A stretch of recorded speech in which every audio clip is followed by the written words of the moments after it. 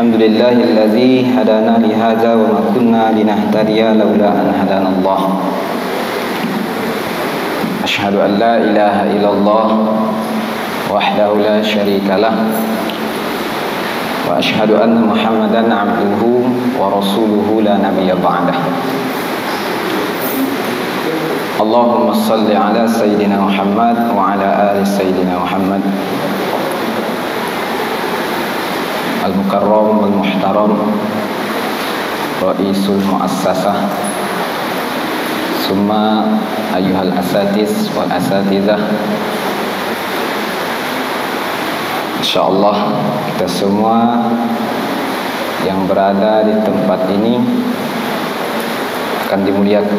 akan dimuliakan oleh Allah Subhanahu wa taala. Amin ya rabbal alamin. Man salaka tariqan yaltamisu fihi ilman sahalallahu lahu tariqan ilal jannah. Siapa yang menapaki suatu jalan yang mana di jalan tersebut dia mendapatkan ilmu, sahalallahu lahu tariqan ilal jannah. Allah akan permudahkan baginya jalan menuju ke surganya Allah. Salah satu jalan untuk dipermudahkan oleh Allah masuk ke dalam surganya adalah majlis ilmu. Surga itu keindahannya luar biasa, mala ainun ra'at wala uzunun sami'at wala khatara ala qalbi bashar. Tak pernah terlihat oleh mata, terdengar oleh telinga, dan terbesit di hati manusia. Seindah apapun yang kita bayangkan di dunia ini, maka tak ada satupun yang bisa menandingi keindahan surga. Dan surga itu akan dipermudahkan bagi kita menuju akan dipermudahkan kepada kita dengan jalan hadir di majelis ilmu. Maka mudah-mudahan hadirnya kita di sini adalah orang-orang yang insyaallah akan dipermudahkan oleh Allah jalan menuju ke surganya. Amin ya rabbal alamin.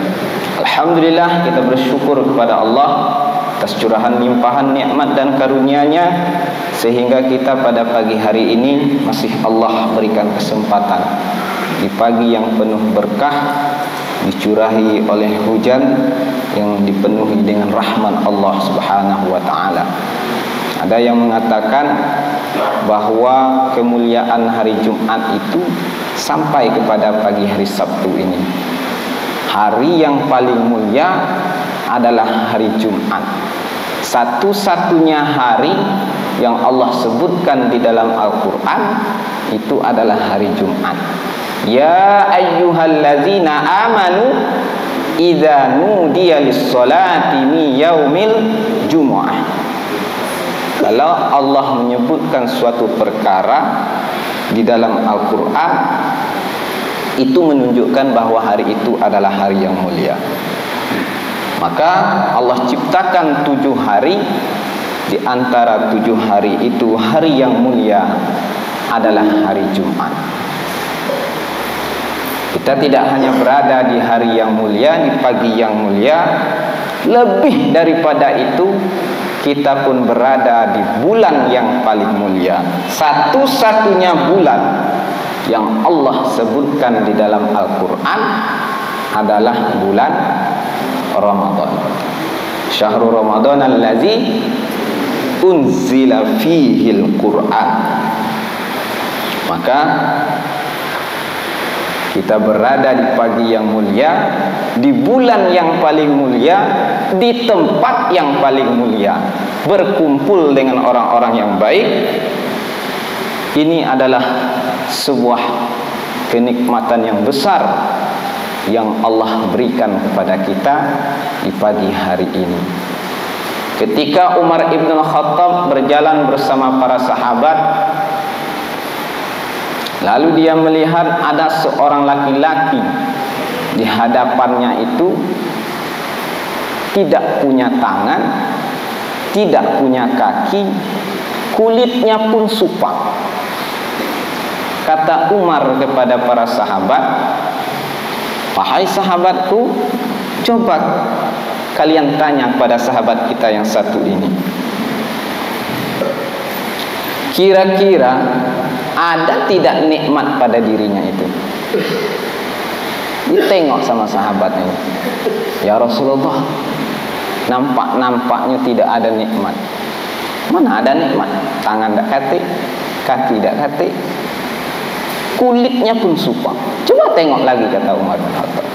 Tidak ya Rasulullah. Coba engkau tanyakan kepada dia, kencingnya lancar tidak? Ditanya, oh ternyata kencingnya masih lancar. Kencing lancar itu pun adalah nikmat dari Allah.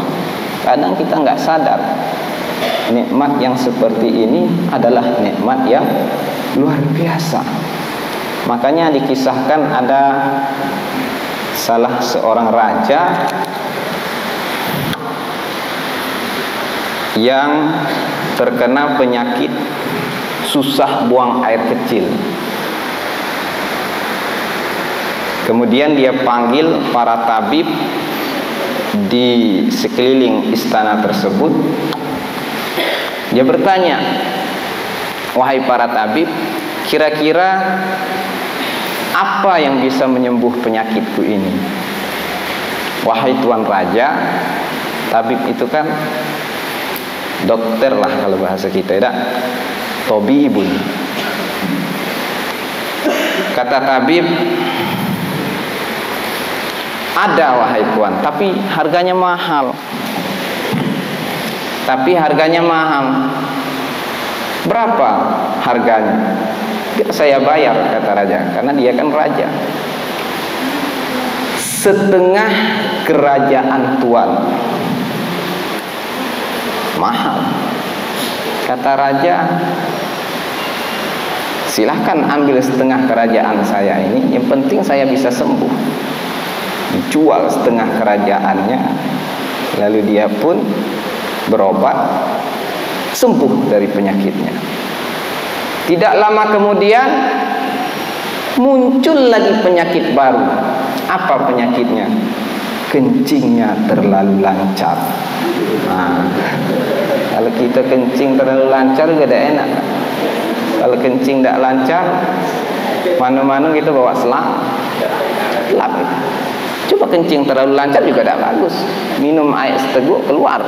Duduk di atas kursi istana penuh dengan kemewahan, minum air seteguk, kencing keluar. Siapa yang mau dekat dengan kita? Dia panggil lagi para tabib itu, wahai tabib, kemarin saya sakit, susah kencing, saya jual setengah daripada kerajaan saya ini, saya obati, sembuh. Ini muncul lagi penyakit baru, kencing saya terlalu lancar, kira-kira ada tidak obatnya? Ada wahai tuan, bisa diobati, tapi harganya juga mahal. Berapa harganya? Setengah dari kerajaan tuan yang tersisa. Nah, berangkat daripada ini para hadirin yang dimuliakan Allah Subhanahu wa taala, betapa besarnya nikmat yang Allah berikan kepada kita hari ini. Ternyata kita tidak sadar nikmat-nikmat yang sekecil ini. Kita ini kadang bersyukur kalau Allah berikan kepada kita nikmat yang besar. Andai kata Allah ambil saja sedikit daripada apa yang kita punya hari ini, maka itu menjadi problematika besar bagi kehidupan kita. Maka kita bersyukurlah kepada Allah atas nikmat yang besar ini, terutama kita masih diperjumpakan oleh Allah dengan bulan suci Ramadan. Ini adalah nikmat yang besar. Qul bi fadlillah wa bi rahmatih, katakanlah dengan karunia Allah dan rahmatnya ini, falidzalika falyafrahu, dengan itu semua berbahagialah kita semua. Ini adalah nikmat yang memang wajib bagi kita syukuri. 31 kali Allah sebutkan di dalam surat Ar-Rahman, fabi ayyi ala'i rabbikuma tukadziban. Seakan-akanlah kita ini selalu mendustakan nikmat dari Allah Subhanahu wa taala. Salawat dan salam senantiasa tercurahkan kepada Nabi besar kita, Nabi Muhammad sallallahu alaihi wasallam. Allahumma salli ala sayyidina Muhammad wa ala ali sayyidina Muhammad. Mudah-mudahan yang kita selalu berselawat kepada Rasulullah di hari kiamat nanti, di hari perhitungan amal nanti, kita mendapatkan syafaat darinya dan diakui dengan sebenar-benar umatnya. Amin ya rabbal alamin. La yu'minu ahadukum hatta an akuna ahabba ilaih. Kita tidak sempurna iman kita kalau kita tidak mencintai Rasulullah sallallahu alaihi wasallam. Umar bin Khattab datang kepada Rasulullah, "Ya Rasulullah, hari ini saya masih mencintai anak saya masih mencintai harta saya, dan belum engkau menjadi orang yang paling utama di dalam hatiku ini. Masih ada anak dan istri, ada pula harta yang pertama di dalam hati ini." Apa kata Rasulullah? "Wahai Umar, la yu'minu ahadukum." Kalian tidak akan dikatakan beriman, dalam artian tidak sempurna iman seseorang kalau kita tidak mencintai Rasulullah sallallahu alaihi wasallam.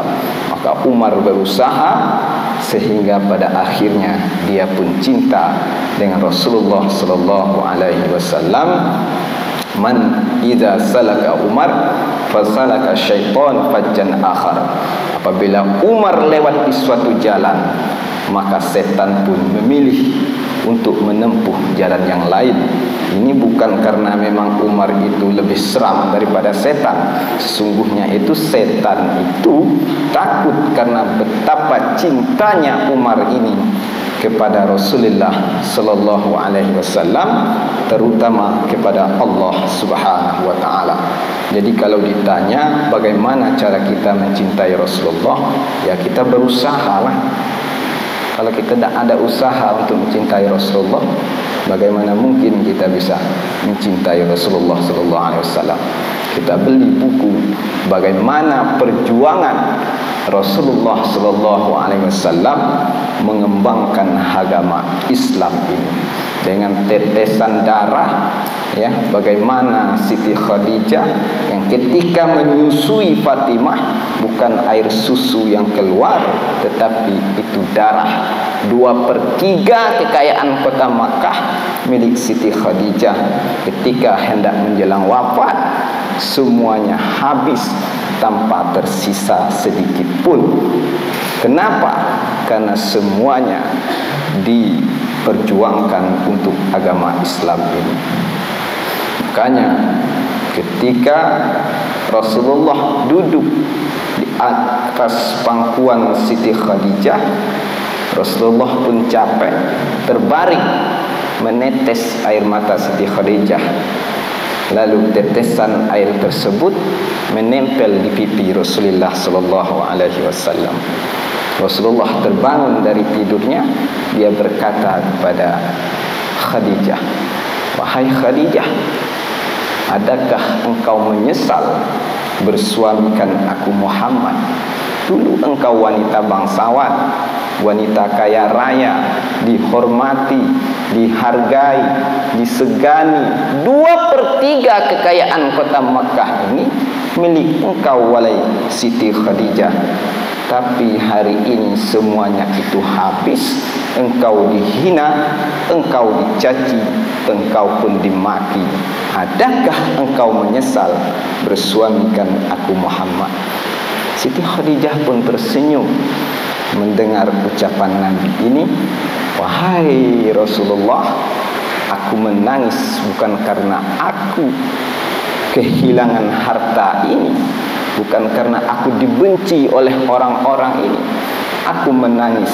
Andai kata aku mati, sedangkan perjuangan ini masih saja belum selesai, engkau galilah lubang kuburku ini, engkau ambil tulang belulangku itu, engkau buatlah jambatan itu, untuk engkau ajak orang-orang di seberang sana menyembah Allah Subhanahu wa ta'ala. Hari ini Islam sampai ke tempat kita, bukan dibawa oleh burung yang terbang, dibawa oleh air yang mengalir, tetapi dibawa oleh perjuangan seorang janda Siti Khadijah dengan tetesan darah Rasulullah sallallahu alaihi wasallam. Mudah-mudahan dengan kita mengingat bagaimana perjuangan Rasulullah untuk agama ini, maka membuat kita semakin cinta kepada Rasulullah sallallahu alaihi wasallam. Rasulullah penuh dengan keutamaan. Makanya ketika Rasulullah sallallahu alaihi wasallam ketika dia berhijrah ke kota Madinah, maka orang-orang Madinah mencintai Rasulullah. Berbaris orang-orang Madinah menyambut Rasulullah sallallahu alaihi wasallam. Apakah itu berlebihan? Tidak. Rasulullah disambut dengan sebuah selawat, Tola'al badru alaina. Selawat ini seakan-akan Rasulullah itu seperti bulan purnama. Berlebihan? Tidak.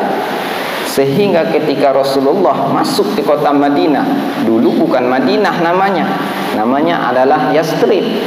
Sehingga ketika Rasulullah masuk ke kota tersebut, maka kota itu pun berubah menjadi Madinatul Munawwarah, kota yang bersinar. Apapun yang diinjak oleh kaki Rasulullah menjadi suatu yang mulia. Bahkan ada yang mengatakan sandal Rasulullah itu lebih mulia daripada malaikat Jibril. Karena apa? Karena ketika Rasulullah menerima salat 5 waktu, Jibril tak berani menghadap Allah, sedangkan Rasulullah bawa sandalnya menghadap kepada Allah Subhanahu wa ta'ala. Sandal Jibril, sandalnya Rasulullah saja lebih mulia daripada malaikat Jibril yang selalu mengemban tugas kepada Allah Subhanahu wa ta'ala. Para hadirin yang dimuliakan Allah Subhanahu wa ta'ala, banyak sekali keutamaan Rasulullah sallallahu alaihi wasallam yang membuat kita semakin cinta. Adapun apapun mukjizat yang diberikan oleh Allah kepada Rasulullah sallallahu alaihi wasallam, ada pada diri Rasulullah sallallahu alaihi wasallam. Makanya ketika Rasulullah pernah berjalan di suatu lereng bukit untuk menemui suatu kaum yang berada di tempat tersebut. Lalu dia melihat ada seekor kijang yang terkena jerat. Ini kita baca di dalam buku Khususiyatir Rasul. Judul pembahasannya Zimyatul Qaumi wa Rabitihim. Zimyah artinya kijang, Rabitihim artinya jerat yang kepunyaan kaum tersebut. Dia lihat kijang yang terkena jerat. Rasulullah pun mendatangi kijang itu. Lalu Rasulullah berkata, bukan Rasulullah yang berkata, kijang itu pun mengucapkan salam kepada Rasulullah. Dijawab oleh Rasulullah, waalaikumsalam. Lalu kijang itu bermohon kepada Rasulullah, ya Rasulullah, tolong lepaskan saya dari jeratan ini. Kata Rasulullah, anta rabitul qaum, engkau milik kaum tersebut. Saya zalim dengan dia, karena jerat ini bukan jerat saya. Kalau saya yang punya, boleh saya lepaskan anak. Tolonglah ya Rasulullah, lepaskan saya dari jerat ini, karena dari pagi tadi saya terkena jerat. Saya ingin mencari makan untuk anak saya, dan saya masih punya anak yang masih kecil yang berada di atas bukit tersebut. Saya minta izin sebentar saja ya Rasulullah, untuk saya bisa menyusui anak saya itu. Saya ingin dia menyusu sekenyang-kenyangnya lalu pun saya akan kembali ke sini. Silahkan Anda ikat, dan saya ingin mengucapkan selamat tinggal kepada anak saya untuk terakhir kalinya. Apa jaminannya, kata Rasulullah? Jaminannya adalah uahiduka ya Rasulullah. Aku berjanji dengan engkau ya Rasulullah. Aku tak berani mengingkar janji dengan engkau ya Rasulullah. Lalu kemudian, kalau memang bisa dipegang janjinya, engkau aku lepaskan, tapi janji engkau kembali lagi ke tempat ini. Kemudian jerat itu pun dilepas. Kijang ini pun pergi. Dia pergi untuk menyusui anaknya. Lama tak kembali. Rasulullah pun juga khawatir. Berjanji dengan manusia baik, bisa ingkar janji, ya tak? Ini berjanji dengan binatang. Ini jangan-jangan kijang ini tak kembali lagi nih, kata Rasulullah. Rasulullah mau melangkah pergi, terdengar ada suara yang jatuh. Kijang itu pun melompat dari tempat yang tinggi karena dia takut Rasulullah pergi. Kata kijang, wahai Rasulullah, maafkan atas keterlambatan saya, karena saya menyusui dua anak saya yang mana mereka dalam keadaan kelaparan. Saya ingin menyusuinya dengan sekenyang-kenyangnya, karena ini adalah hari terakhir saya berjumpa dengan anak saya, dan saya mengucapkan selamat tinggal. Oleh sebab itulah saya terlambat, wahai Rasulullah sallallahu alaihi wasallam. Lalu Rasulullah pun mengikatkan kijang ini ke jerat tersebut. Rasulullah pun pergi menemui suatu kaum. Lalu Rasulullah bertanya kepada kaum tersebut, man sahibur rabit? Siapa yang punya jerat di tempat tersebut? Lalu ada salah seorang yang menjawab, saya ya Rasulullah. Maka jerat itu sekarang sudah terkena seekor kijang. Apa kata kaum ini? Ya Rasulullah, demi Allah, jerat itu terkena tadi malam dan memang aku tahan. Karena ketika Rasulullah datang ke tempat kami, saya berniat saya akan memberikan kijang itu kepada engkau, wahai Rasulullah sallallahu alaihi wasallam. Lalu Rasulullah pun bahagia, alhamdulillah, summa alhamdulillah. Rasulullah pun pergi meninggalkan kaum tersebut. Dia pun pergi kepada jerat. Dia katakan kepada kijang itu, wahai kijang, berbahagialah, hari ini anda milik saya, dan saya akan lepaskan engkau dari jeratan ini. Lepas meloncat-loncat kijang itu menunjukkan bahwa dia bahagia atas perbuatan Rasulullah sallallahu alaihi wasallam. Ini merupakan karunia Rasulullah, ini merupakan keutamaan Rasulullah sallallahu alaihi wasallam. Hadisnya hanya sebatas itu saja, tidak ada lagi kelanjutannya. Tapi pembahasan kita bukan itu sebetulnya. Ini karena waktunya agak panjang, mungkin materinya tidak begitu panjang, maka ana bawalah mukadimahnya agak sedikit panjang. Mudah-mudahan dengan apa yang saya sampaikan barusan bermanfaatlah bagi kita semua. Semakin tumbuhlah rasa cinta kita kepada Rasulullah sallallahu alaihi wasallam. Para asatidz yang dimuliakan Allah Subhanahu wa taala, pembahasan kita hari ini adalah terkait dengan bulan suci Ramadan. Hari ini hari keberapa? Hari ke-7, hari ke-9. Hari berapa? Hari ke-8.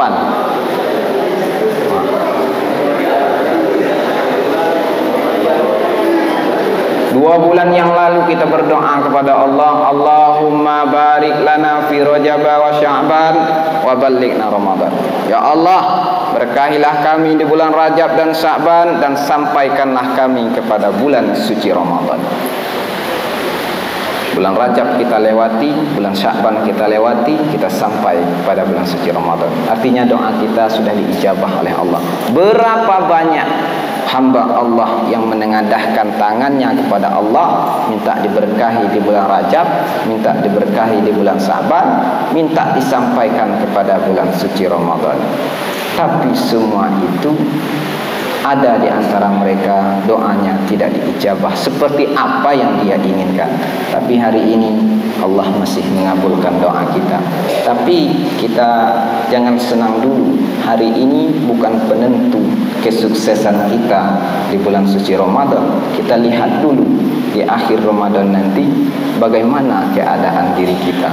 Masih tetapkah Al-Quran itu dibaca? Masih tetapkah di malam hari kita bersujud kepada Allah Subhanahu wa ta'ala?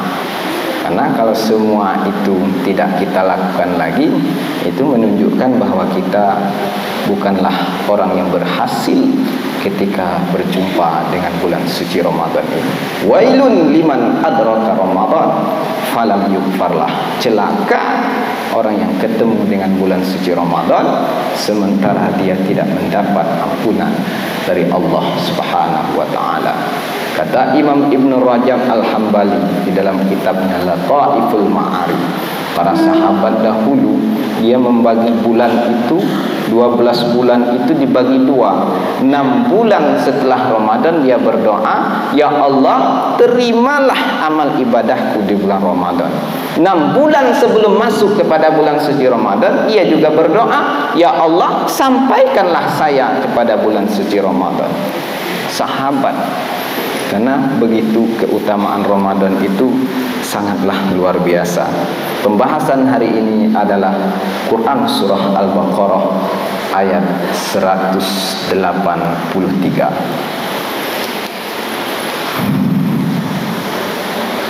A'udzu billahi minasyaitonir rajim. Bismillahirrahmanirrahim.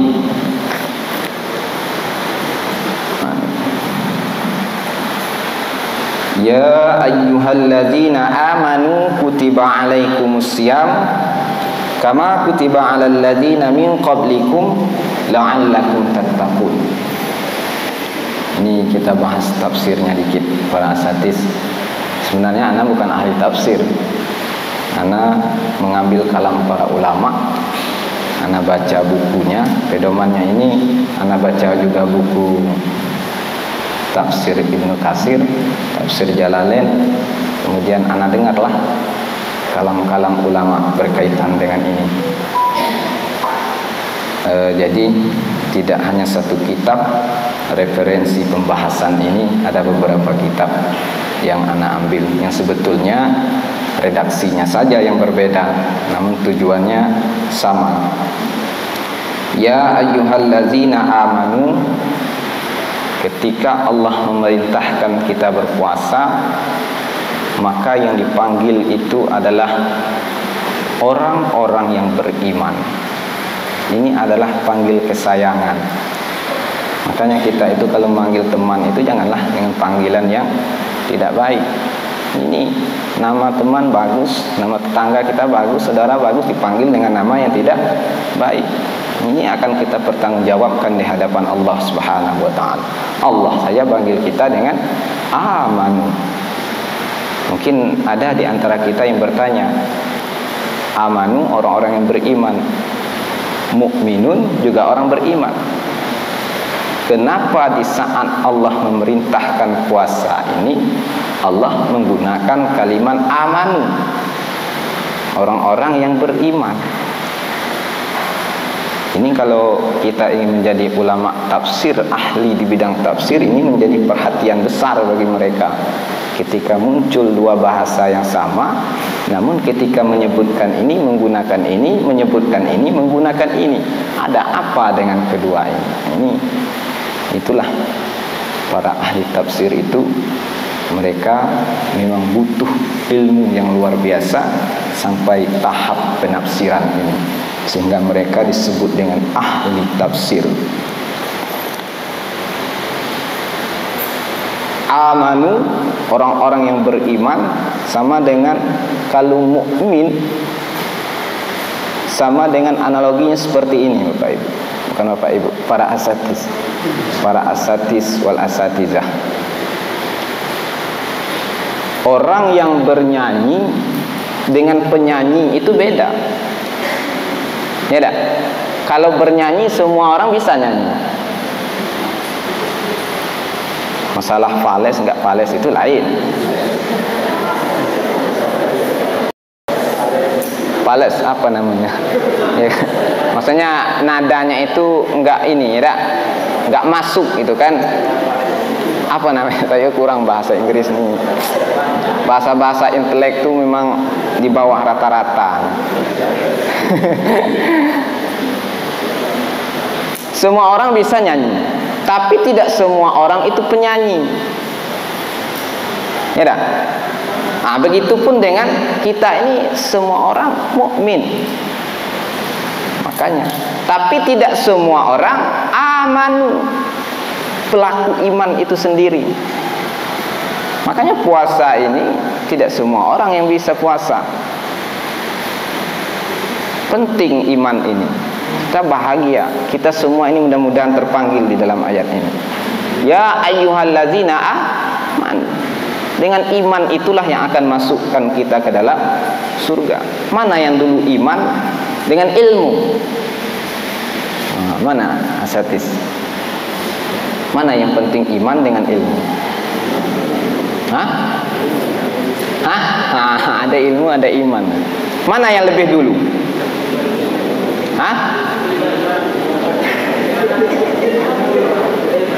Yarfa'illahu allazina amanu minkum wallazina utul ilma. Beriman dulu baru berilmu. Kita kalau mengandalkan ilmu saja, macam manalah kita nak beriman dengan Allah? Allah itu perkara ghaib. Allazi ayyanal aina la yuqalu annahu aina. Allah itu sudah ada sebelum tempat dan waktu itu ada. Bagaimana mungkin kita tahu di mana keberadaannya? Allah munazzahun anil jihadisid. Allah itu suci dari 6 arah. Tak ada di depan, tak di belakang, tak di kiri, tak di kanan, tak di atas, tak di bawah. Allah dekat namun tak bersentuh. Allah jauh, tak ada perantara. Ini perkara yang gaib. Ini bukan ilmu. Kalau kita pakai ilmu tidak bisa nerimanya. Ini harus pakai iman dulu, percaya dulu. Peristiwa Isra Mi'raj, peristiwa yang besar. Ini tidak akan mungkin kita bisa terima, percaya begitu saja. Perjalanan dari kota Makkah ke Masjidil Aqsa, Masjidil Aqsa naik ke langit, dari langit turun lagi ke Masjidil Aqsa, dari Masjidil Aqsa sampai lagi ke Masjidil Haram, ditempuh dalam waktu lailan. Lailan itu isim nakirah. Kalau al-lail penuh, malam itu semalam penuh. Tapi kalau lailan yang digunakan oleh Allah di dalam Al-Quran itu penyedikitan di waktu malam. Makanya bahasa Al-Quran itu luar biasa. Subhanallazi asra bi'abdihi lailan. Kenapa pakai isim nakirah? Karena dia penyedikitan di waktu malam. Jauh perjalanan itu para asatis. Makanya ketika Rasulullah setelah Isra dan Mi'raj duduk di tepi Ka'bah, dilihat sama Abu Jahal. Muhammad, kenapa anda berenung aja di situ? Dicerita oleh Rasulullah perkara-perkara yang dia tempuh. Dia berjalan dari Masjidil Haram ke Masjidil Aqsa, dari Masjidil Aqsa naik lagi ke langit, berjumpa dengan para nabi, sesuatu yang luar biasa. Berjumpa lagi dengan Allah, turun lagi ke bumi, ke Masjidil Aqsa, ke Masjidil Haram. Waktunya tidak lama. Mana ada itu kata Abu Jahal. Ya kan? Saya pilih kuda terbaik. Perjalanan dari Makkah ke Masjidil Aqsa itu lebih daripada 1 bulan. Kuda terbaik. Anda mengatakan hal yang tidak masuk akal. Makanya dia panggillah orang-orang Makkah itu, anak-anak kecil, dia sorak-sorak lah Rasulullah. Rasulullah dah gila. melakukan hal yang tidak masuk akal. Mana ada naik ke langit? Burak pula kendaraannya. Apa burak? Mana ada? Tidak bisa diterima itu. Karena dia akal logika. Ilmu selalu ingin melogiskan sesuatu. Sedangkan iman yang tidak ada itu bisa dia percaya. Makanya kata ketika mereka bertemu dengan Abu Bakar, dia katakan perihal Nabi Muhammad SAW, benar Muhammad yang mengatakan itu? Ya benar. Kalau memang benar Muhammad yang mengatakan itu, hitam di depan saya ini, tapi kalau Nabi Muhammad mengatakan putih, nah saya salahkanlah pandangan saya ini. Berarti memang itu benar hitam. Begitu iman Abu Bakar Siddiq, makanya disebut dengan As-Siddiq, yang membenarkan perjalanan Isra Mi'rajnya Nabi Muhammad SAW dengan penuh keimanan. Itulah pentingnya iman, percaya yang tidak ada. Allazina yu'minu bil ghaibi, apa ayat? Allazina yu'minuna bil ghaibi wa yuqimunas shalah, surah Al-Baqarah. Orang yang beriman itu percaya kepada hal yang gaib. Malaikat itu gaib, Allah gaib, tidak nampak. Percaya kita. Kenapa? Karena iman. Itulah pentingnya iman. Makanya Allah panggil, ya ayyuhallazina amanu kutiba alaikumusiyam, diwajibkan atas kamu berpuasa kama kutiba alal ladzina min qablikum la'allakum tattaqun, seperti apa orang-orang sebelum kamu, agar kamu menjadi orang yang bertakwa. Kutiba diwajibkan. Sebenarnya kutiba ini bukan diwajibkan. Kutiba itu apa? Yang belajar bahasa Arab kita. Asalnya kataba ya tubuh, artinya menulis. Kutiba itu isim fi'il madhi yang dimajhulkan, ditulis. Itu kutiba. Kalau di dalam tafsir Jalalain, kutiba ai fardun, wajib. Kenapa? Kutiba itu pengukuhan. Sampai ke tahap kutiba ini ada proses. Pertama Allah menghendaki, setelah Allah menghendaki Allah lantunkan, setelah dilantunkan ditulis, setelah ditulis menjadilah sebuah pengukuhan. Kita kalau ingin membuat sebuah aturan, pertama kita punya rencana dulu. Iya tak? Kita punya rencana. Setelah kita punya rencana, kita musyawarahkan. Di sanalah kita berargumentasi. Setelah musyawarah itu berlangsung, menghasilkan sebuah kesepakatan. Setelah kesepakatan itu sudah disepakati, memang benar-benar disepakati, maka ditulis. Setelah ditulis, maka ada tanggung jawab bagi kita untuk melaksanakannya.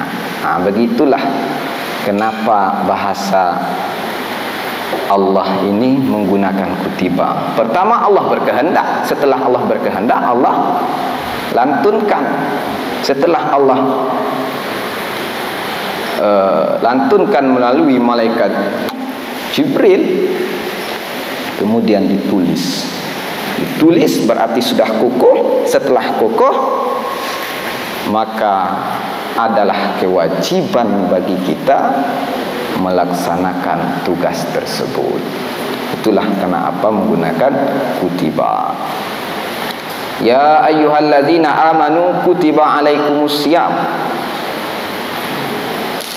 diwajibkan atas kalian berpuasa. Puasa itu asalnya soma, ya sumu, masdarnya siam atau saum.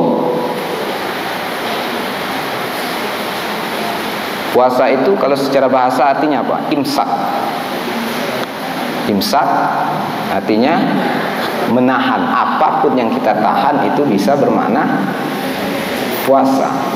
Sebagaimana ketika Maryam, dia katakan, inni nazartu lirrahmani shaum falan ukallimal yauma insiya. Sesungguhnya aku bernazar kepada ya Rahman, yakni Allah, untuk berpuasa. Apa puasanya Maryam? Falan ukallimal yaum insiya. Hari ini saya tidak mau bicara dengan kalian. Puasa. Maryam makan ketika itu. Sebelumnya tusakin alaiki rutoban janinya. Dia goncang pohon kurma, jatuh buah kurma yang mengkal, dia makan karena bagus untuk perkembangan janin. Setelah dia makan, dia masih puasa. Kata Allah, wahai Maryam, tahan dulu, jangan sampai engkau bicara. Nanti engkau akan tahu kenapa saya melarang engkau untuk berbicara. Lalu muncullah pertanyaan kepada Maryam, oh Maryam, kenapa engkau melahirkan anak tanpa seorang ayah? Berbagai macamlah caci maki. Ini anak siapa? Maryam cuma nunjuk-nunjuk aja, anaknya ditunjuk-tunjuk kayak gitu. Apa tunjuk-tunjuk? Maksudnya itu apa? Kirain kami bodoh, kata orang-orang ketika itu. Setelah itu bersuaralah Isa, inni abdullah, aku adalah hamba Allah. Ternyata hikmah Allah memerintahkan kepada Maryam untuk diam. Hikmahnya Allah ingin memberi kesempatan kepada bayinya itu, ingin menunjukkan kepada orang-orang sebuah mukjizat yang besar, karena fitnah yang keji yang ditujukan kepada Maryam itu sangat luar biasa. Maka melalui itulah orang-orang terdiam. Mungkin mereka takut atas kejadian tersebut.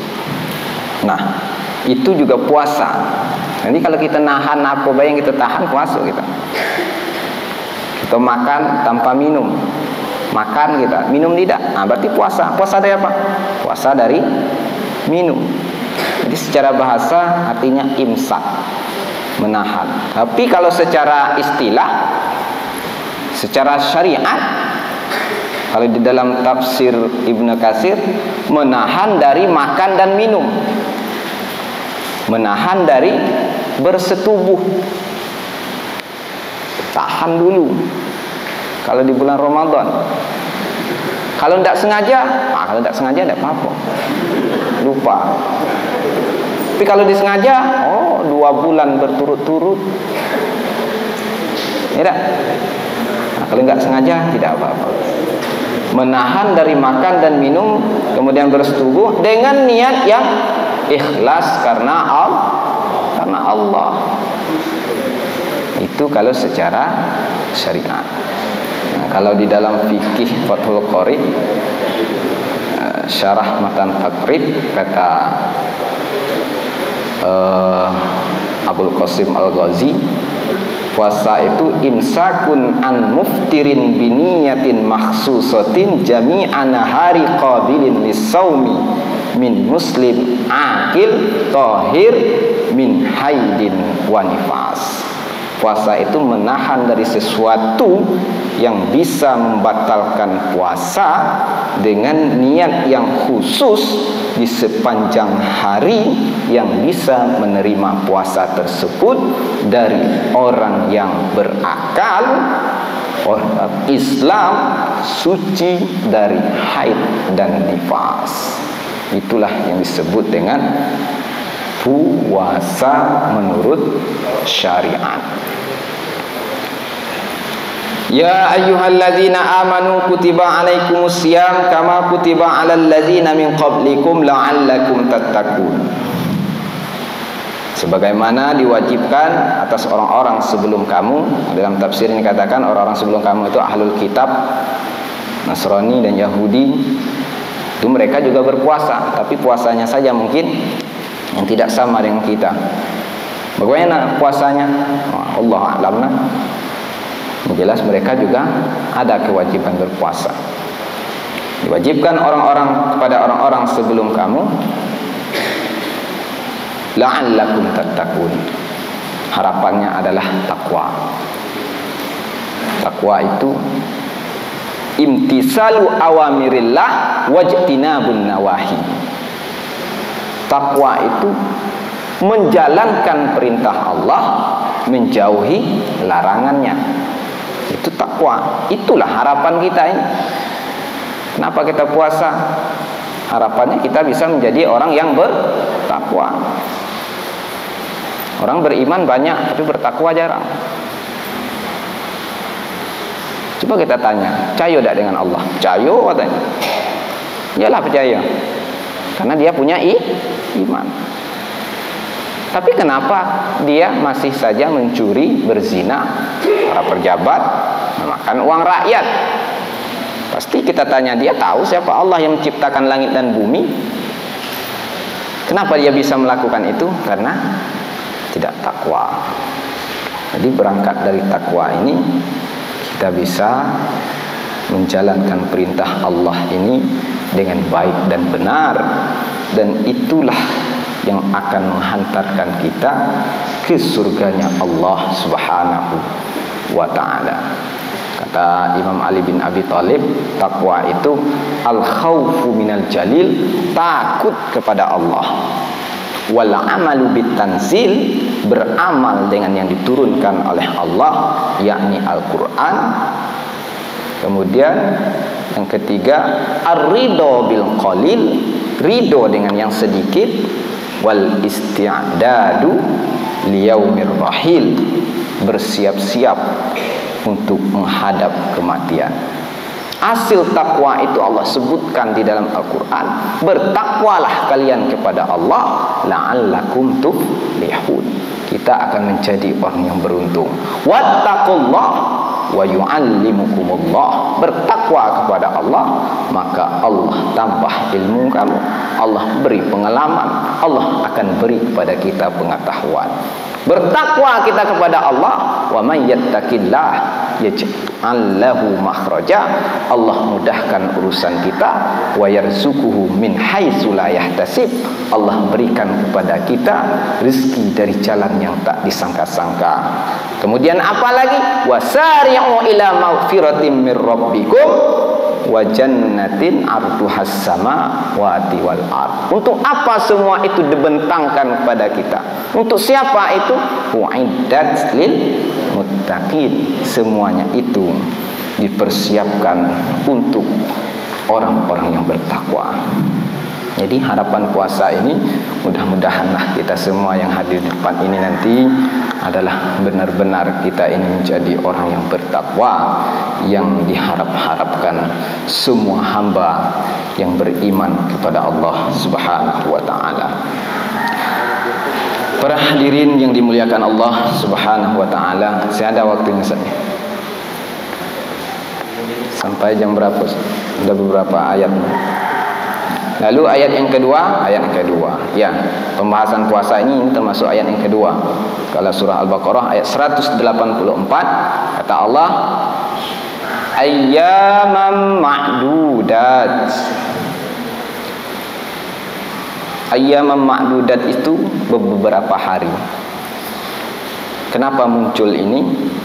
Karena ada pertanyaan dari sahabat. Ini kita sudah diwajibkan puasa ini. Harapannya adalah menjadi orang yang bertakwa. Berapa hari kita berpuasa? Bagaimana ketika puasa nanti kita sakit? Bagaimana ketika puasa nanti kita dalam keadaan safar? Nah, maka Allah jawablah, ayyaman ma'dudat. Puasa itu tidak lama, beberapa hari. Sama seperti ketika ahlul kitab ditanya, diceritakan tentang Rasulullah sallallahu alaihi wasallam, bagaimana di dalam kitab mereka akan hadir Nabi di akhir zaman. Mereka tidak percaya. Kalaupun nanti kami masuk ke dalam neraka, tidak lama, ayyaman ma'dudat, lan tamassanan naru illa ayyaman ma'dudat. Tidak lama. Oh, Kalau perkara akhirat, Allah mengatakan beberapa hari itu, Allah jawab dalam surah As-Sajdah ayat 5, yudabbirul amra minas sama'i ilal ardi summa ya'ruju ilaihi fi yaumin kana miqdaruhu al-fasanah. Satu hari menurut Allah itu 1000 tahun menurut kita. Kalaulah sempat Allah mengatakan beberapa hari, 3 hari, 2 hari, 2000 tahun kita masuk dalam neraka. Sanggup tak kita seperti itu? Mana ada. Sejam begitu tak sanggup.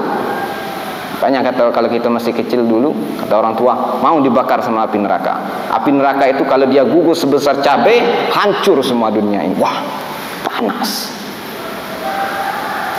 Kullama nadijat juludahum baddalna juludan ghairaha. Itu apa? Liyazuqul azab. Setiap kulit terkelupas, Allah ganti dengan kulit yang baru. Untuk apa semua itu dibuatkan oleh Allah? Supaya kita ini benar-benar merasakan azab dari Allah Subhanahu wa taala. Yang kita remehkan. Sempat Allah mengklaim kita masuk ke dalam neraka, berarti itulah perkara azab yang sangat besar. Mestinya kita takut. Wajib kita takut akan nerakanya Allah Subhanahu wa taala. Faman kana minkum maridan aw ala safarin fa iddatum min ayyamin ukhra. Jika kalian sakit atau dalam keadaan perjalanan jauh, sakit tak wajib puasa. Orang sakit tidak wajib berpuasa. Ini ada pembahasannya di fikih ini. Habib Nabil paham itu. Nanti kalau mau bertanya terkait dengan ini, banyaklah para asatidz yang paham. Para fikihnya luar biasa. Jadi kalau orang sakit itu tidak wajib lah puasa. Nanti dia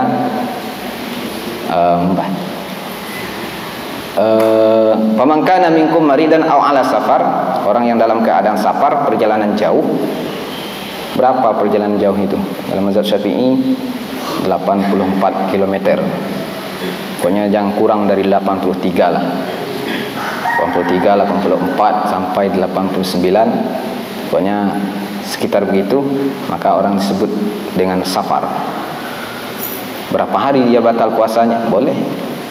Kalau dia menuju suatu tempat, mazhab kita 4 hari 4 malam. Di luar pulang perginya tidak dihitung. Memang 4 hari 4 malam kita di sana. Maka orang yang seperti ini dia tidak wajib berpuasa.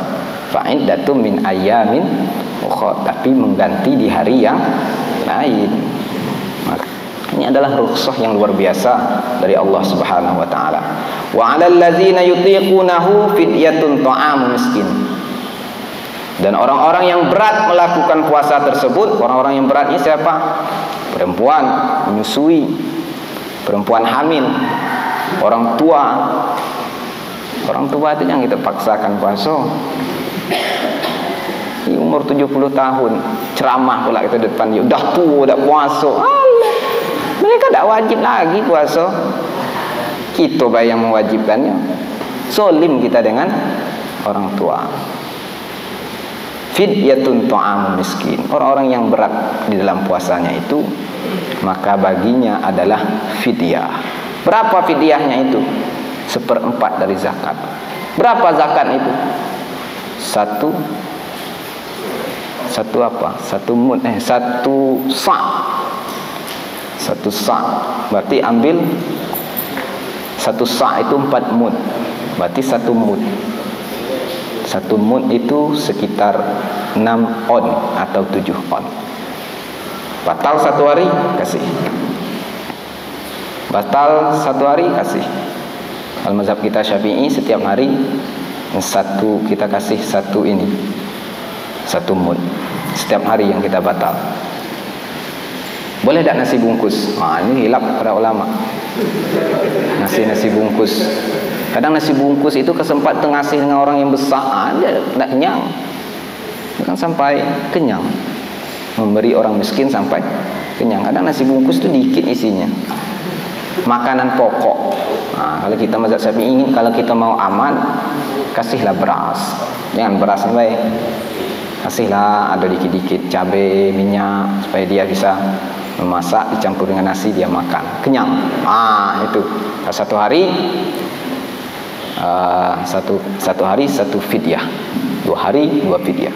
Apalagi ibu-ibu nih Bu, yang sempat kalau ada tinggal cepatlah dibayar fidyahnya.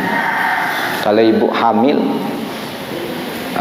para ustazah misalkan tidak puasa karena hamil, di mana itu? Nanti ada fidyah, ada juga qada. Ada fidyah plus qada. Qada bukan kodok. Kodo. Ini saking groginya berbicara di depan para asatis yang penuh dengan ilmu ini kan. Jadi grogi rasanya Bu. Ana murtabik amamakum jami'an. Sungguhnya saya grogi sekali berada di hadapan antum ini. Tapi di sini fungsinya saya hanya mengingatkan saja. Sebetulnya para asatis itu ilmunya sudah sangat luar biasa. Karena mengingatkan dalam kebaikan itu adalah sebuah kewajiban. Kadang kita ini lupa. Namunlah manusia ya tak? Yang pula orang lupa itu kita bilang dia bodoh. Tidak. Innal insan mahallul khata' wa nisyan. Manusia itu tempatnya salah dan lupa. Wa ma sumiyal insan illa linis yihi. Tidaklah dinamakan manusia melainkan karena sifat lupanya. Makanya manusia itu insan, nasiya yansa, insan, orang yang memang di dalam hidupnya ada lupa. Tapi jangan lupa terus. Ini lupa puasa Ramadan. Ada pula itu. Apa dah puasa lupa? Orang puasa semua kita lupa. Kalau lupa puasa sunnah yalah. Ya tak? Tapi kalau puasa Ramadan lupa, ini bukan perkara insan lagi ini. Ini memang dianya yang seperti itu. Yang degil kalau bahasa kita. Degil orang. Lupa puasa Ramadan ya tak? Orang puasa semua bisa lupa. Ada tak orang kayak gitu? Dari paginya dia dah lupa gitu. Aduh. 2 hari lupa puasa jangan. 2 hari lupa puasa. Tapi kalau ada orang lupa makan tak apa-apa. Kita ni kalau nengok orang makan, janganlah kita langsung bilang, "Oh, batal puasa tak?" Jangan, biarlah dulu dia makan. Iya. Kaget kalau sudah makan baru kita bilang puasa dah. Kalau sempat nasi itu di sini kita bilang, kayak mana caranya? Maka kata ulama, ini ulama yang mengajarkan kepada kita semua. Jadi kalau ada nengok saudara kita itu makan, orang puasa, kaget dulu, biarlah dulu. Mungkin dia lupa. Kan orang kalau makan sambil puasa kan, kalau memang benar dia lupa sedekah Allah. Bersedekah. Kita terimalah sedekah itu. Ini dimarah-marah pula orang lupa. Allah bersedekah, ngapain kita marah? Kaget dulu, biarlah dia minum dulu, lah kenyang. Baru kita bilang gitu. Jadilah orang yang beradab. Tidak beradab kita.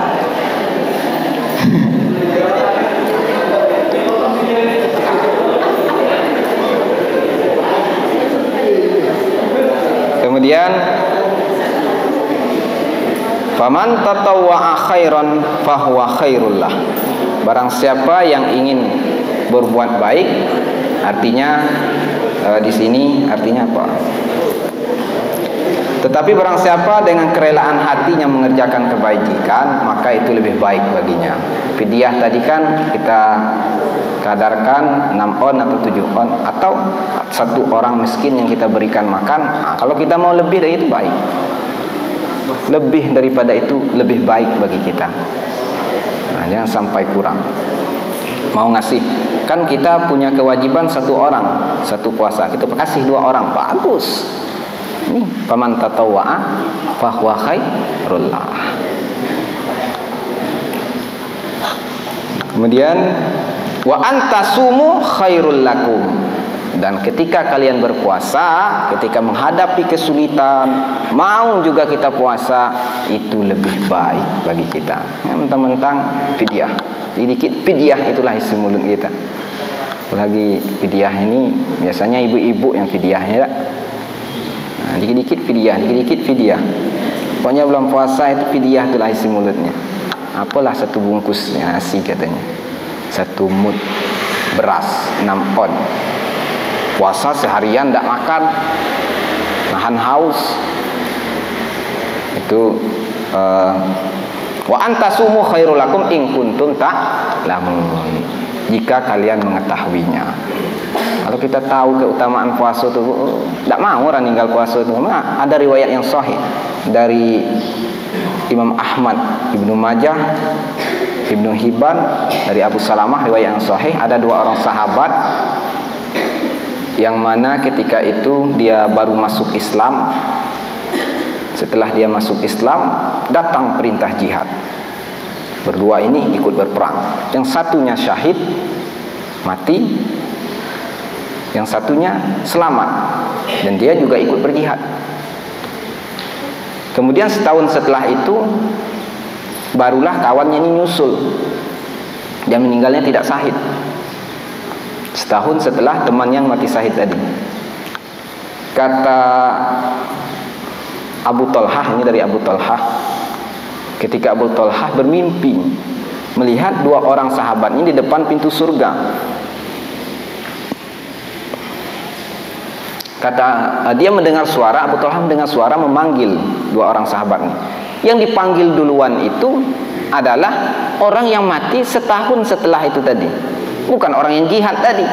Heranlah Abu Talha, kok bisa orang yang matinya setahun setelah orang berjihad tadi, padahal dia matinya mati biasa aja gitu, di tempat tidur, artinya dia sakit, tidak berjihad.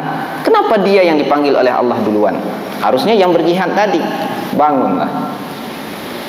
Setelah dipanggil duluan, barulah dia dipanggil. Yang satu yang jihad tadi dipanggil. Setelah dipanggil, disuruh keluar. Keluar, engkau belum saatnya masuk ke dalam surga. Jangan ditanya lagi, ada tak surga itu, orang di dalam surga sekarang? Allah alam lah. Kalau ada pertanyaan kayak antisipasi, baik kan? Susah menjawab. Ini habis. Saya paling takut di depan jamaah para asatidz, pas di sesi pertanyaan itu ceramah kayak ini bisa lah. Lalu di sesi pertanyaan ini takutnya. Tadi malam itulah yang dipikir lah. Sempat ada pertanyaan kayak apa yang nak dijawab. Kalau ceramah bisa lah kan. Pertanyaan itu. Makanya antisipasi dulu kan. Wallahu a'lam. Tapi ini hadis sahih. Hadis sahih. Disuruh keluar. Bangun Abu Talhah dari tidurnya. Setelah bangun, heran Abu Talhah, kok bisa orang itu yang duluan dipanggil? Dia tanya sama sahabat-sahabat pada semua tidak percaya. Terdengarlah suara itu, berita itu kepada Rasulullah sallallahu alaihi wasallam.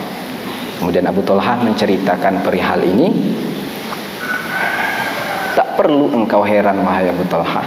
Tak apa engkau heran, benar mimpi engkau itu. Kenapa bisa ya Rasulullah? Bukankah orang yang satu ini dia setahun setelah orang yang berjihad tadi, dia sama-sama berjihad, tapi yang satu ini ada 1 tahun di belakangnya itu dia berjumpa dengan 1 bulan suci Ramadan. Dengan bulan suci Ramadan, 1 bulan suci Ramadan itu menentukan posisi kita di surga nanti. Maka kita bersyukur kepada Allah. Kalau kita tidak mau berpuasa di bulan suci Ramadan ini, inilah orang-orang yang memang hatinya sudah mati. Rugi kita dengan penuh keutamaan. Kalau salah satu amalan yang tidak Allah sebutkan nilai pahalanya itu ada 2. Apa saja? Yang pertama apa? Ibu-ibu baiklah. Bapak marah pula ditanya, tidak bisa jawab. Diancam pula di luar. Apa yang nanya kami? Kalau ibu-ibu tak. Apa Bu? Yang pertama puasa. Yang kedua sabar.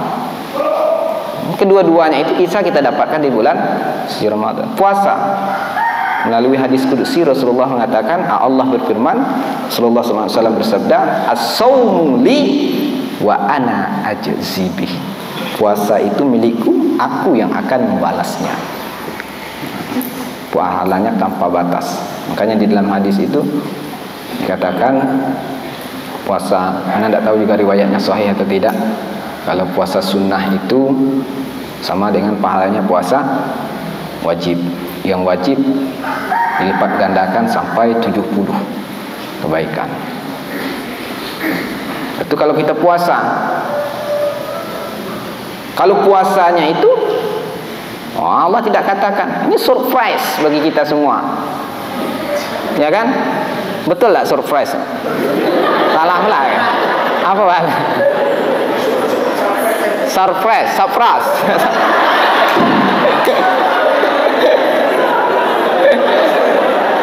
Surprise lah. Marah sana akhir ya.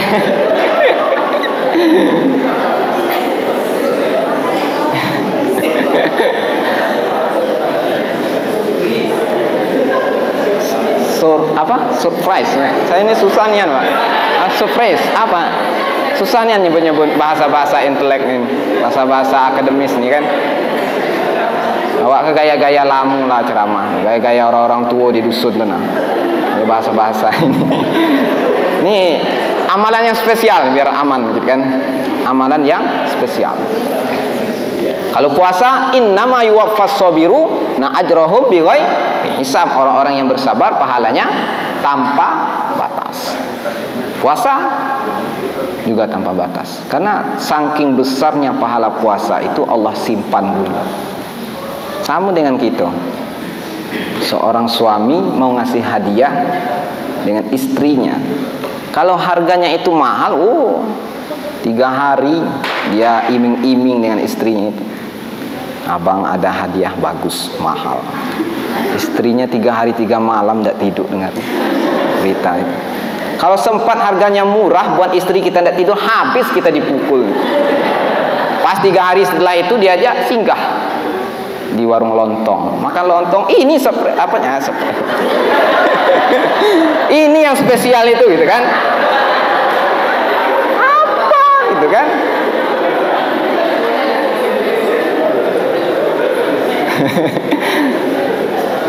Ini yang dibilang spesial.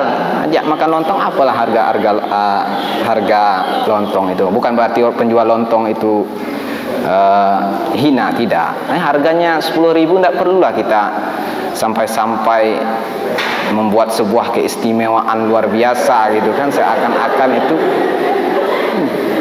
Coba kalau barangnya itu mahal, mau ngasih emas gelang sebesar jam ini, bisa.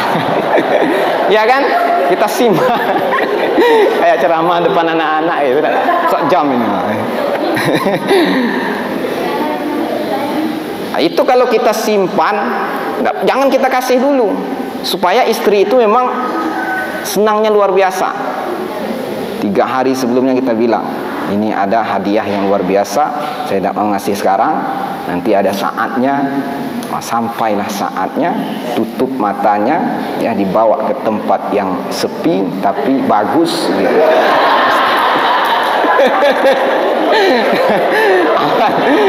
Antum tuh cepatnya pikirannya ke situ, artinya tempat yang romantis. Nah, pikiran itulah, kalau puasa ini ditahan dulu pikiran-pikiran seperti itu, dibawa ke tempat yang romantis. Kalau sepi bahaya pula ya. Memang sebenarnya harusnya antum tuh bisa lah memahami ini cepat pikiran itu.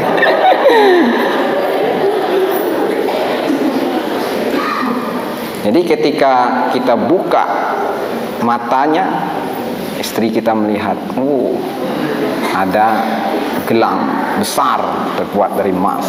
Apa kata istri? Dipeluk kita. Sayang dia dengan kita.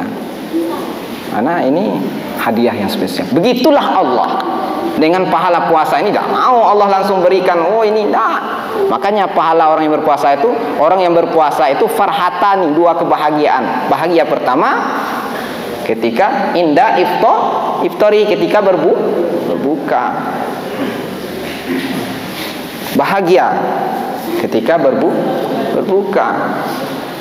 Makanya ada orang itu memang waktu berbuka itu dijadikan waktu balas dendam.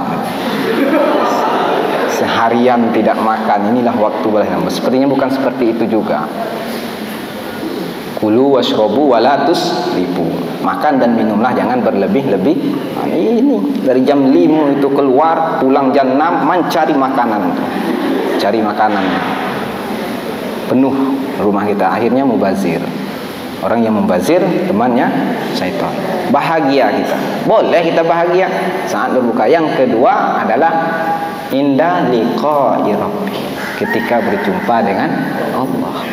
Bahagia orang yang berpuasa itu, bahagia. Makanya Rasulullah itu dia kenapa puasa Senin Kamis katanya? Karena Senin Kamis itu diangkatnya amal. Dan aku suka ketika amal itu diangkat, aku dalam keadaan berpuasa. Itu pahala puasa ini tanpa batas. Jadi kalau kita tahu pahalanya besar. Masih ada waktunya, sudah habis ya. Habis katakan habis, tak apa-apa. Ini masih ada 2 ayat, 3 ayat lagi sebetulnya. Iya nih ya. Ini masih ada 3 ayat, oke. Tertunda pula kepulangan kita gitu kan. Ini sebenarnya pembahasan ini masih panjang gitu. Ada kan surah Al-Baqarah ini berapa ayat? Yang kita bahas baru 2 ayat. Masih ada pembahasan tentang puasa, ada 4 ayat. Ada 5 ayat. Nah, baru 2 ayat, masih ada 3 ayat lagi. Ini kalau kita bahas terus, kalau asatis bilang sudah ya sudah. Kalau enggak, masih baca lagi nih. Nah, para hadirin yang dimuliakan Allah Subhanahu wa taala, dikit lagi ya.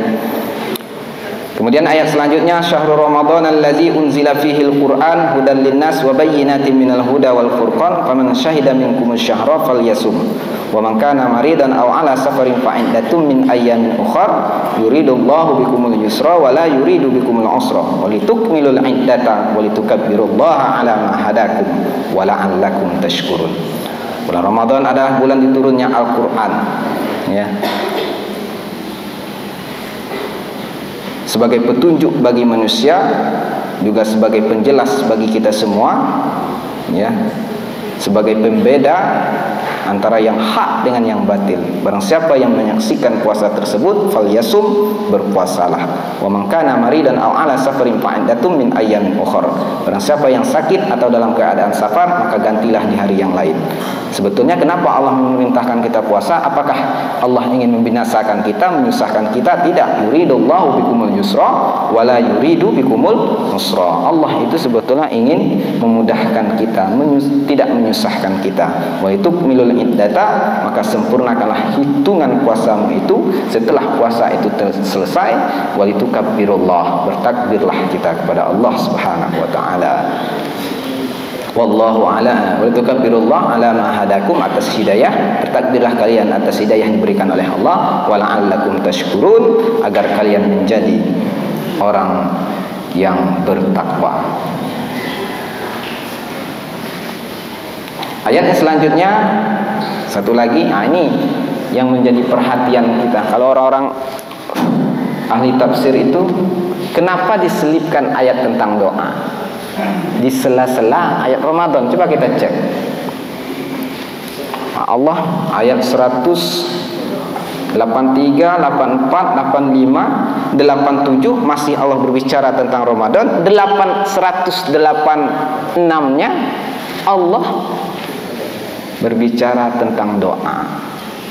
Ini kalau ahli tafsir itu memang jadi bahan diskusi bagi mereka. Kok ada di sela-sela ini terselip doa? Padahal dari tadi berbicara tentang Ramadan. Wa idza sa'alaka ibadi anni fa inni qarib. Ana jelaskan ini, jangan pula bilang ana ahli tafsir. Ini pembahasannya ana baca di buku tafsirnya. Waw itu kalau ada di pangkal ayat berarti ada hubungannya dengan ayat sebelumnya. Wa iza berarti ada hubungan dengan ayat sebelumnya tadi. Kenapa? Wa iza sa'alaka ibadi, apabila bertanya kepada engkau wahai Muhammad di antara hamba-hambaku, fa inni qarib. Ternyata yang dikatakan itu adalah ibadi, hamba-hambaku. Hamba itu ada dua. Ada di dalam bahasa Arab, ada namanya abid, ada namanya ibadi. Kedua-duanya ini dikuasai oleh Allah Subhanahu wa taala. Kenapa Allah tidak menggunakan abid, menggunakan ibadi? Karena kalau abid, dia itu dikuasai oleh Allah, tapi terkadang dia tetap menjalankan perintah dari Allah Subhanahu wa taala, tetapi di dalam menjalankan perintah itu tidak sepenuhnya dia suka, tidak penuh dengan kecintaan, tidak penuh dengan keimanan. Jadi kalau abid itu tadi. Tapi kalau ibadi, Allah menggunakan ibadi, maka kata para ulama, dia juga dikuasai oleh Allah, dia juga menjalankan perintah dari Allah, tetapi perintah itu dijalan atas dasar kecintaan dan keimanan kepada Allah Subhanahu wa taala. Makanya ibadi, ibadah. Orang yang beribadah kepada Allah, puasa itu kan ibadah. Setelah puasa kita tahu apa puasa, hasil dari puasa itu kita menjadi orang yang bertakwa, kemudian kita bersyukur. Syukur itu adalah ibadah. Orang yang beribadah mengangkatkan tangannya kepada Allah, maka doanya diistijabah oleh Allah Subhanahu wa taala. Itulah kaitan ayat ini dengan ayat puasa. Doa dengan ayat tentang puasa. Anni wa idza salaka ibadi anni fa inni qarib. Apabila hambaku bertanya tentangku kepada engkau wahai Muhammad, anni qarib, sesungguhnya aku dekat. Kalau kita melihat, kalau yas'alunaka 'anil mahid, apabila bertanya kepada engkau tentang haid, apa kata jawabannya? Kul huwa adza, ada kulnya. Katakan Muhammad, itu adalah sesuatu yang kotor. Biasanya apabila bertanya kul Muhammad, tapi ini tidak. Allah langsung katakan fa inni qarib. Ada apa ini? Tidak katakan kul fa inni qarib. Biasanya ayat-ayat sebelumnya seperti itu. Tapi ini tidak langsung. Oh, ternyata kalau hamba Allah itu sudah beribadah kepada Allah, dia sudah menjadi ibadi, dia itu memang dekat dengan Allah, sehingga ketika dia bertanya tentang Allah, maka Allah menjawabnya tidak perlu perantara Nabi lagi, langsung dia, sesungguhnya aku dekat. Begitu. Paham gak sih? Gaya ngomongnya besar tuh katanya. Sungguhnya kami tidak paham di belakang. Nah, gitu. Ujibu da'watad da'i idza da'a. Aku akan kabulkan doa hambaku jika dia berdoa. Falyastajibu li, maka kerjakanlah apa yang saya perintahkan. Wal yu'minu bi, falyastajibu li wal yu'minu bi la'allahum yarsyudun. Dan berimanlah kepadaku, maka kalian, agar kalian memperoleh kebenaran. Mungkin hanya itu yang dapat kami sampaikan. Mudah-mudahan bermanfaat bagi kita semua. Lebih dan kurangnya mohon maaf atas salah silap kata tadi ya. Saya mohon maaf yang sedalam-dalamnya.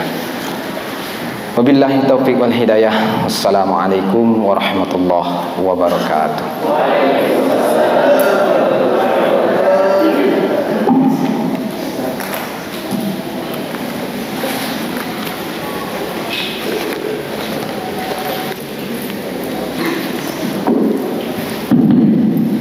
Masya Allah, wa tabarakallah Ustaz.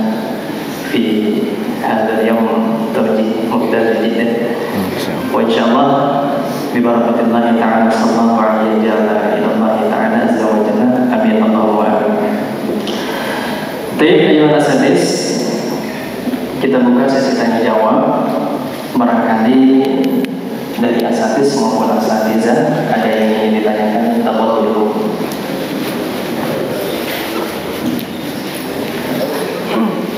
Sudah dibilang tadi.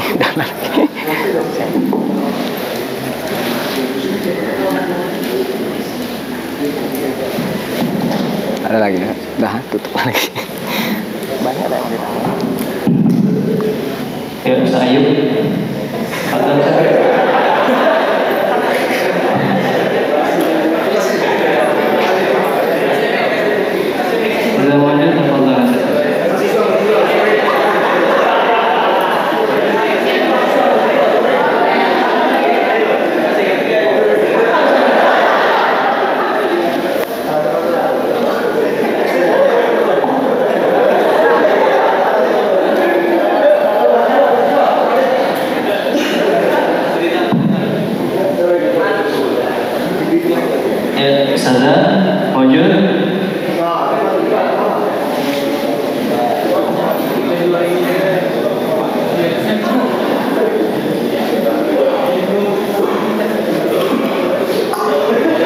Bismillahirrahmanirrahim. Assalamualaikum warahmatullahi wabarakatuh. Waalaikumsalam warahmatullahi wabarakatuh.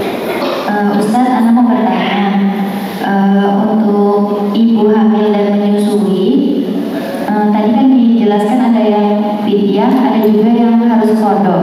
Ya. Nah, Ana pernah dengar ada yang harus ada yang fidyah aja ya, ada yang fidyah dan qada. Itu ketentuannya seperti apa, Ustaz? Syukran.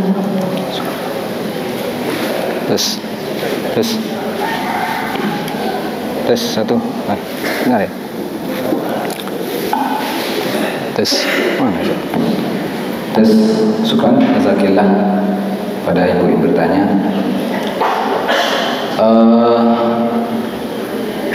Perempuan hamil itu ada dua keadaan. Kalau dia tidak puasa, khawatir atas dirinya dan juga khawatir atas bayinya yang ada dirinya itu ya, yang ada kitanya, maka dia hanya wajib qada. Itu Bu.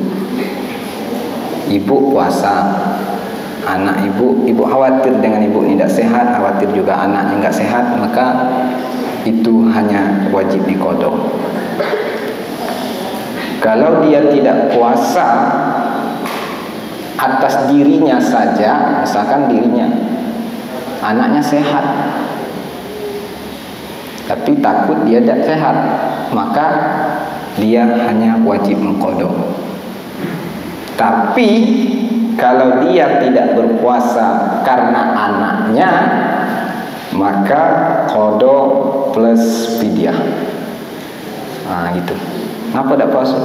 Saya takut anak saya dalam perut nih ada gangguan apa segala macam, itu kan takut kesehatannya. Nah, dia itu berpuasa bukan karena dirinya, tapi karena orang lain gitu. Maka dia qada plus fidyah. Itu kalau nggak salah gitu. Coba ibu cari lagi itu. Syukran. Assalamualaikum warahmatullahi wabarakatuh.